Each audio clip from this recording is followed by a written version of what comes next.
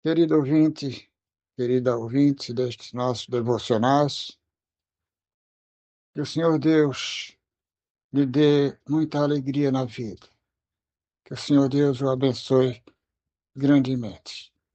O nosso devocional de hoje, o cristão e a comunicação. O texto básico encontra-se em Hebreus 11, 1.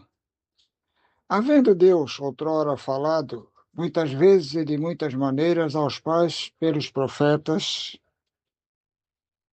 nosso devocional de hoje será de instrução.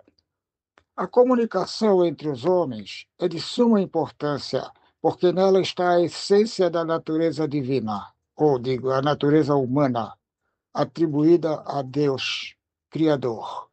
Na sua criação no Jardim do Éden, ao criar o homem, Deus viu que seria necessário que ele não vivesse solitário. E então criou a mulher, que seria interlocutora na comunicação entre eles. Deus comunicou-se com o homem e mulher e os fez participantes de várias de suas características ou atributos.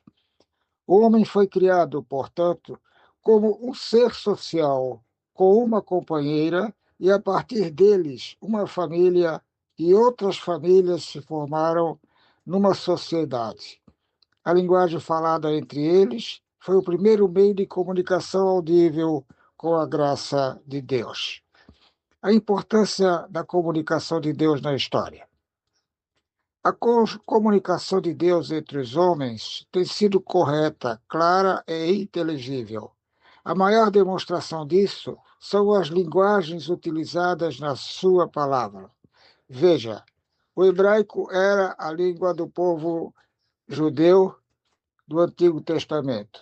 E nessa linguagem, entendidas por todos, foram escritos os livros da lei e dos profetas, conhecidas como Torá. O aramaico era uma linguagem absorvida pelo povo de Deus no exílio da Babilônia, no ano 480 a.C.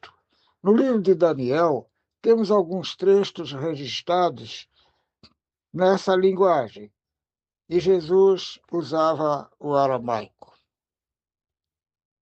O grego foi uma língua expandida e popularizada nas conquistas de Alexandre o Grande.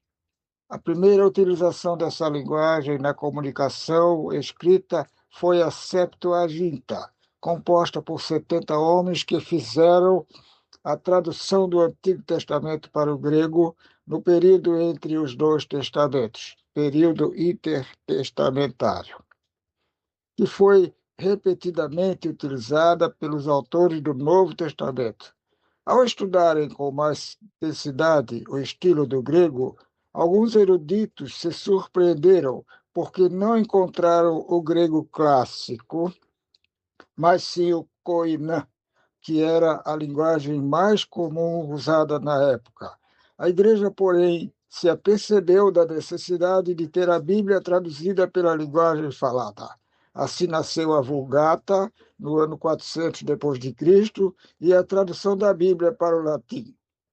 Com o passar de anos, a igreja mergulhou em uma fase terrível em que existia pouca comunicação, e o latim foi fossilizado e virou uma língua morta.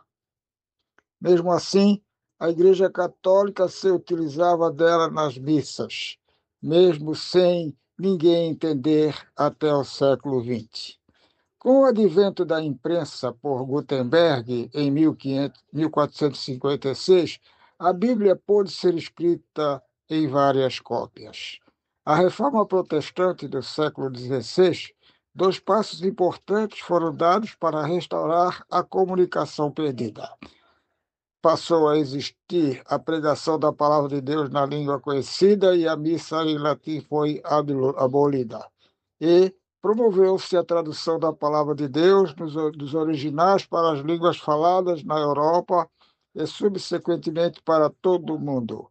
Tanto os próprios reformadores, Lutero, Calvino, João Canós, etc., que foram grandes escritores, e também os puritanos, utilizaram intensamente os meios de comunicação disponíveis da época, principalmente nos púlpitos e nos livros. O irmão em Cristo e pastor João Salles.